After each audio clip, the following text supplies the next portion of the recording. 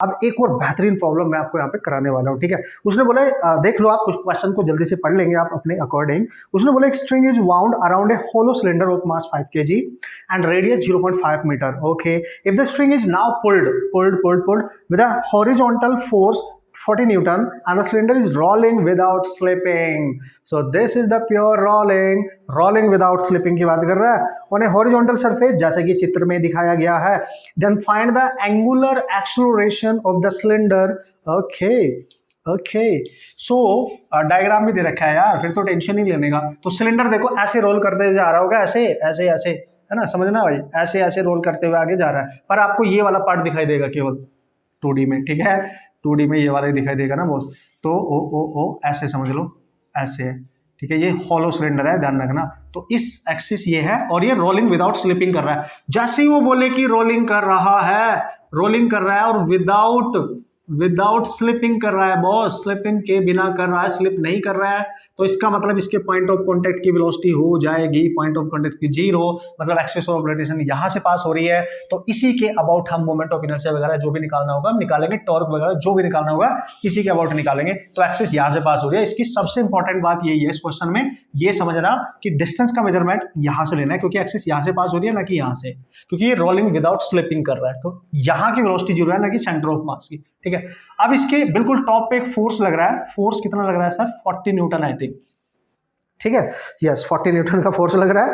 तो angular access निकाल लेंगे ना यार, क्या बात कर रहे हो। तो ये फोर्स क्या करेगा, इस एक्सिस यहां से पास हो रही है, देखना एक्सिस यहां से पास हो रही है, तो यहां से परपेंडिकुलर डिस्टेंस लेंगे, ये वाली देखो। तो इसका टॉर्क निकाल लेंगे ना, अल्फा जब भी निकालना हो तो टॉर्क निकालते हैं हम, ठीक है। तो टॉर्क क्या होगा sir? Force into perpendicular distance. तो टॉर्क क्या होगा सर? फोर्स कितना है सर? 40। परपेंडिकुलर डिस्टेंस क्या है सर? इस होलो सिलेंडर की जो रेडियस होगी, ये यहां से भी आर, ये तो r plus r 2r, total distance हो जाएगी 2r। तो टॉर्क आएगा 40 इंटू 2 इंटू r।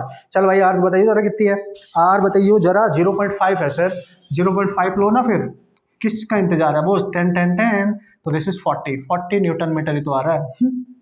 40 तो आ रहा है, क्योंकि ये से 1 हो जाएगा ना, 40 तो आ रहा है। अब सर हमें तो अल्फा चाहिए, तो भाई क्या बात कर रहे हो यार, अल्फा होता है आई अल्फा, टॉर्क होता है आई अल्फा इक्वल टू 40। तो अल्फा आ गया 40 बाई आई, और I moment of inertia of this hollow cylinder. Remember, this is hollow cylinder. About what axis? Not passing through its center, passing through the point of contact. तो ये वाला देखो, याद करो वो जमाना। और अगर एक्सिस इसके सेंटर से पास हो रही होती, सेंटर से पास अगर एक्सिस हो रही होती, तो सेंटर वाली का मोमेंट ऑफ इनर्शिया कितना होता था? mr²। रिंग के इक्वल होता है ना होलो सिलेंडर का।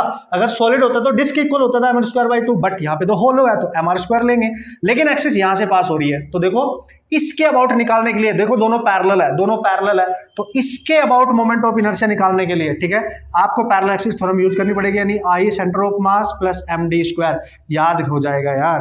तो ये आ जाएगा आपका इस पॉइंट ऑफ कांटेक्ट के अबाउट मोमेंट ऑफ इनर्शिया कितना सर? सेंटर ऑफ मास से पास होता तो कितना sir? mr² plus m, d मतलब यहां से यहां तक की डिस्टेंस, वो तो r के इक्वल होगी, तो ये r के इक्वल है, तो ये आ गया 2mr²। होप सो आप समझ गए होंगे। यहाँ पे लिखेंगे 2mr²। तो 40 ये कैंसिल, तो दिस इज 20, और मास है 5, रेडियस है 0.5 का स्क्वायर। यही है। अब तो आप उड़ा दो, अपने आप ही उड़ा दो। तो ये आ गया 4, ठीक है सर। तो अल्फा आ जाएगा 4 बाई 25 इंटू 10⁻², ठीक है। तो ये 100 जाएगा, तो 400/25, बस ये आ गया इतना रेडियन पर सेकेंड स्क्वायर। चलो भाई, this is your answer. Now you can see boss.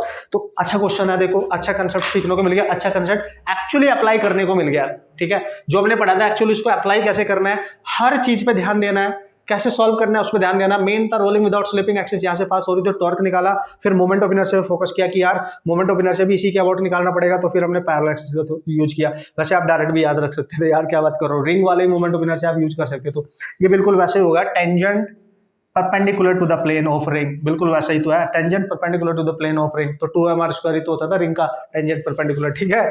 तो this is the awesome problem.